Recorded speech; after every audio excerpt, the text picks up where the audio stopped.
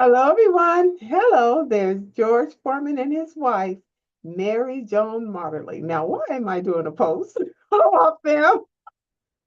What did his life honorarium, his life tribute, his life memorial? I'm just fascinated with the fact that he's been married 5 times, and each of his, as I was reading it, you could probably see my fascination.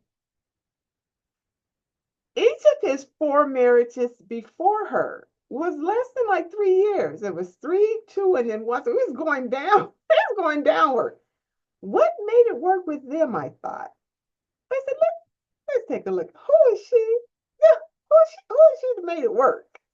So I decided to take a look at her, and then I actually got fascinated in his 12 kids. So tune in for my next video. George had a wonderful life. Tune into my next video on his just a little bit on his family. I just fell in love a little bit. But there she is. She's Mary Joan Martley, and she's married to George for 40 years now. She is 13 years his junior. So he's 13 years older than her. So there's some love chemistry right there.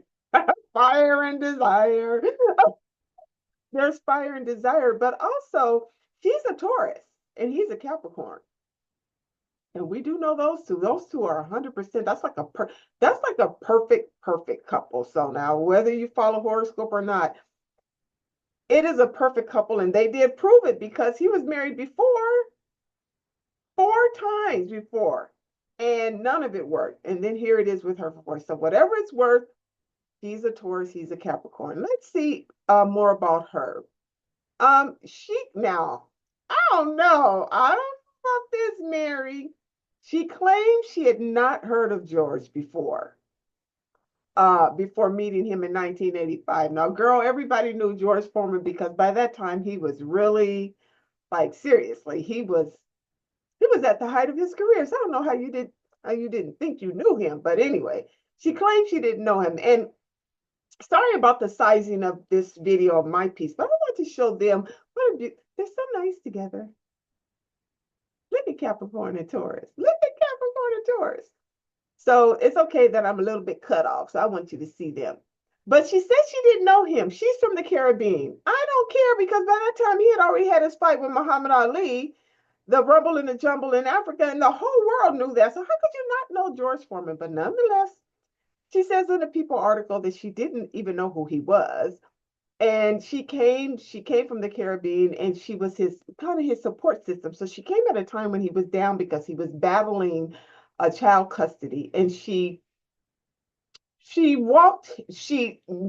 walk him through it, but she assisted and she stayed with him during this troubling time when he was battling for child custody. And she flew out to Texas where he was living at the time and decided to stay there until this custody battle was settled. It was settled favorably for George. And when she was time to go back home to the Caribbean, he said, please don't go. I want you to stay forever.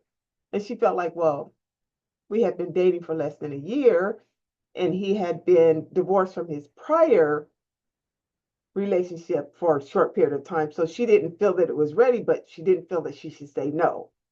And so he pulled over to some shop, and he says, well, hold on right here. He goes into the store and he buys she calls it a tiny diamond. He buys her a tiny diamond, and she goes, he's put this on, would you stay? And she said yes, that she'd stay. She knew that that was just like a temporary diamond, but nonetheless, she took it and she stayed for 40 years. I think it's a cute, I love a cute love story. So it was a cute love story. They stayed married for 40 years. They had, is it five of those? They had five of the 12 children. So let's just take a look. Let's just take a look. I'm going to also attach the People magazine. And this was a recent article that they did since George's passing. Martley took the leap of faith to marry George. They started a new chapter in their life. Before marrying him, he had been married those many times that I talked about. So she inherited a blended family. She didn't have any children, but she mothered 5 additional children for him. She was stepmother to the other 7, but she mothered and welcomed George the Fourth, George the Fifth, George the Sixth, George the Fourth, George the Fifth, George the Sixth, and then 2 daughters, Leola and Natalie, that came from this union, this 40-year union with him. They lived in Texas on a 45 acres land that they purchased together in a state. She called it her dream home. The property is estimated about, now, I don't know why I'm bringing that up, but just to show, $10 million plus, several buildings that has a guest house and a gym facility for her and her children now. They were both very involved in numerous philanthropic efforts, and that she was involved with some independently of George Foreman, that she was very endeared into AIDS awareness, AIDS education, particularly for children.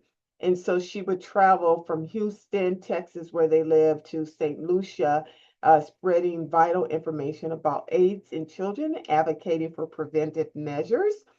And she was very much recognized for her significant contributions, both individually and as a couple with George. She was duly noted a world of friends fighting AIDS with many other celebrity names. But she felt that she didn't want her name to outshine her husband's. I don't think it could have.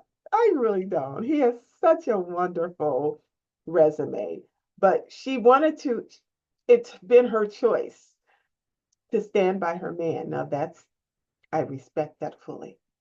It's just, let your man reign as the king, and you're still the queen. And now, with his passing, you can continue his wonderful legacy of his name, and now you can propel your own as well. So there's a little story about him and how that marriage worked. I was just so curious. I was like, what made that work? Well, that union of those 2 earth signs worked. It sure did. And then love finding its way at the proper time, I think, meaning the 2 individuals have not only aligned in their deepest desires, but they both bring those elements of the deepest desires to one another. When that happens, ain't no stopping us now. I hope you like this sharing of I call her Mrs. George Foreman. I'll drop information on the People article into the description box. If you've gotten this far, please click like. Please click subscribe and tune in next. I want to share with you more about his 12 children and what they up to. Have a good night. Click subscribe. Bye.